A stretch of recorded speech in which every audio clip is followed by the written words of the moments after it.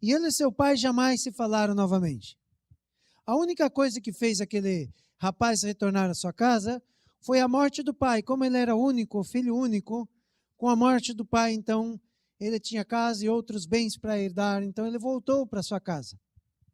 E uma noite, enquanto ele estava olhando aquelas coisas do seu pai e as coisas que ele herdou, ele viu num lugar especial aquela Bíblia que o seu pai tinha dado no dia da formatura. Estava um pouco empoeirada. Então ele foi, empoeirou, desempoeirou aquela Bíblia e começou a folhear a Bíblia. E enquanto ele folhava a Bíblia, no meio da Bíblia, ele percebeu que tinha algo e ele abre aquela Bíblia. E quando ele abre no meio, ali ele viu um cheque do seu pai. E naquele cheque tinha exatamente a soma do valor do carro que o seu pai e ele tinham olhado juntos. E olhando para essa história, eu fiquei pensando quanto nós atiramos as promessas de Deus fora, quando Deus nos dá alguma promessa, porque nós simplesmente não cremos. Ou nós cremos que é boa demais para ser verdade. Já aconteceu isso com você? Alguma vez Deus te prometeu algo e você fala, é bom demais isso para ser verdade.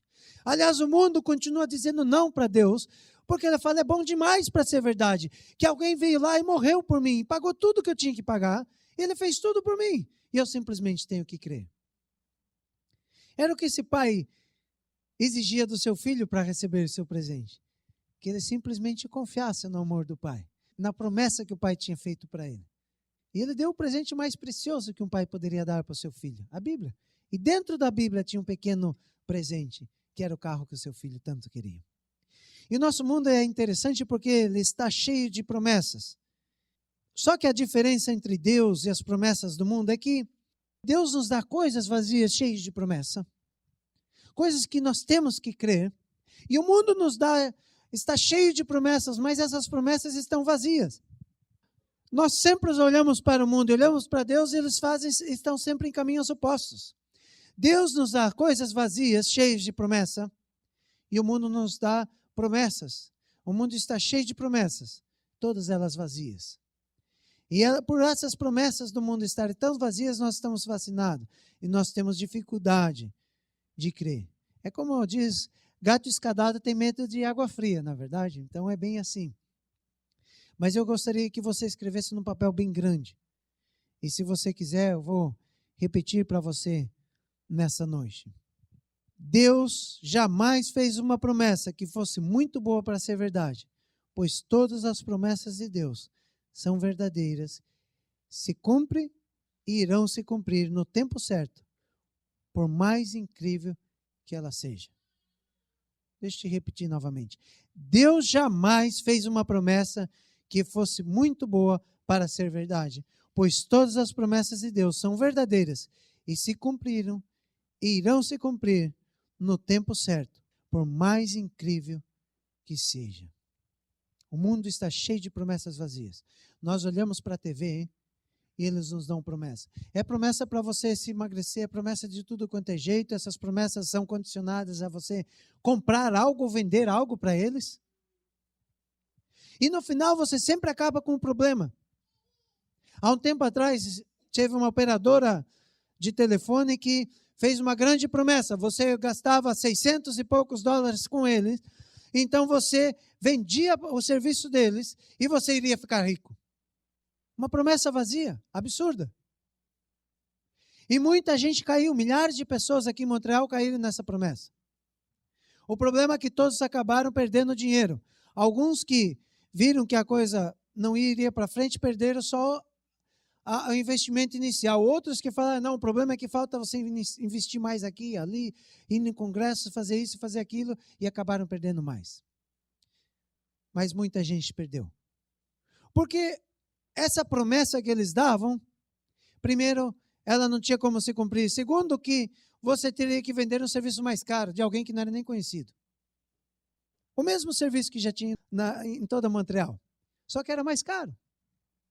Era o mesmo serviço, dava as mesmas coisas, mas era mais caro. E nem mesmo a empresa era conhecida. Então, quem queria cair nisso? O mundo está assim, cheio de promessas, mas elas estão vazias. Mas Deus é diferente. Ao invés de nos dar promessas vazias, Ele nos dá coisas vazias, cheias de promessa. E é sobre isso que eu quero falar com você nessa noite.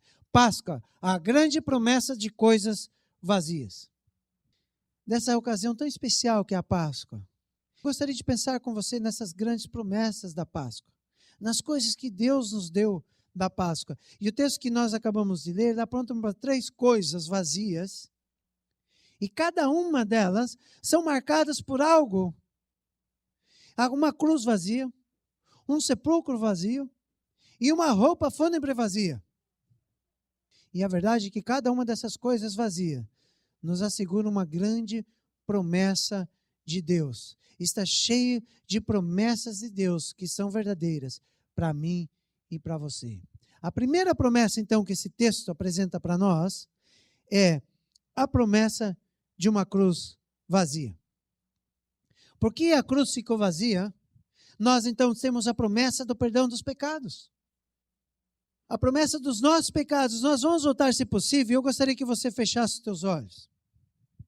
Algumas vezes eu gosto de fazer esse exercício, eu fiz com vocês nas últimas 2 ou 3 semanas, mas eu gostaria que você fechasse os teus olhos. E nós vamos voltar, se possível, naquela primeira manhã de Páscoa. E você usa a tua imaginação agora. Procure visualizar melhor as coisas. Esqueça de todos os problemas. Lembre-se simplesmente que você está na presença dos reis, do Senhor dos senhores, do Rei do universo. Não há motivo para você se preocupar. Ele está cuidando de tudo e de você. Imagine agora que é o despontar da manhã. Uma linda manhã. O sol ainda está escondido atrás das montanhas. E alguns dos seguidores de Jesus, todas mulheres, estão a caminho do sepulcro. E você a segue. É o sepulcro onde Jesus foi colocado. Vocês já caminharam por cerca de meia hora. Ninguém conversa porque a tarefa que essas mulheres têm para frente é muito triste, ela é difícil. E elas estão a caminho daquele sepulcro para ungir a Jesus. Quando vocês chegam no topo do morro, todos param, emocionados e quietos. E eles oram à distância com dor. E quando você olha juntamente com aquelas mulheres, olhe para a direita, fora da cidade. Ela ainda está lá. Está de pé. Uma lembrança horrorosa dos eventos que acabaram de acontecer. Procure visualizar. Você consegue ver? Lá na silhueta das nuvens, no topo do monte, no lugar onde se chama Caveira, Gólgota. Existem 3 cruzes que estão lá. 3 cruzes. Ontem foi sábado, portanto ninguém as retirou ainda. Por isso todas elas ainda estão lá. Uma lembrança vazia da sexta-feira de horror.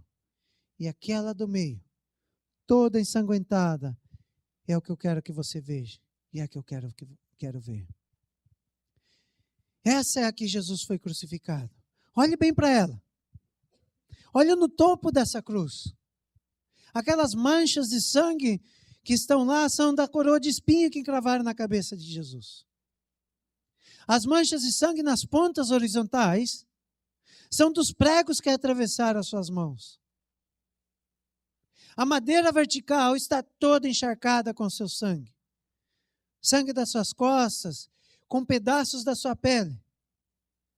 Foi causado pela tortura que foi infligida a ele e pelos movimentos que ele fez para cima e para baixo enquanto ele agonizava.